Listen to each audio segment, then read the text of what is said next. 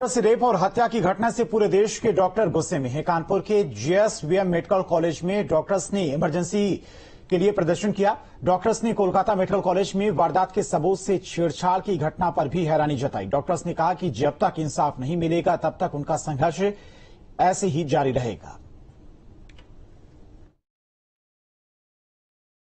कोलकाता में महिला डॉक्टर की रेप के बाद हत्या के मामले में लोगों का आक्रोश लगातार बढ़ता जा रहा है। डॉक्टर्स लगातार प्रदर्शन कर रहे हैं। कानपुर के जेएसवीएम मेडिकल कॉलेज में भी जूनियर डॉक्टर्स लगातार प्रदर्शन कर रहे हैं। पिछले कई दिनों से डॉक्टर्स का प्रदर्शन लगातार जारी है। राज्य सरकार भी कह रही है कि हम कार्रवाई कर रहे हैं। केंद्र सरकार की तरफ से सीबीआई जांच करे। इसके बाद कार्रवाई होती अगर तो कल रात को 1000 लोग अस्पताल में तोड़फोड़ नहीं करते, एविडेंस साइट को डिस्ट्रॉय नहीं करते।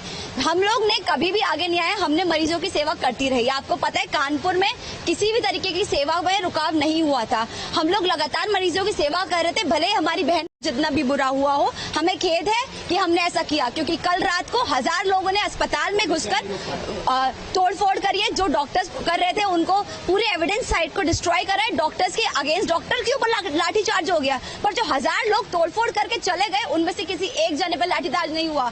तो ये कैसी कार्रवाई सरकार कर रही है? अगर कर रही है तो इसका कोई रिजल्ट नहीं आ रहा है।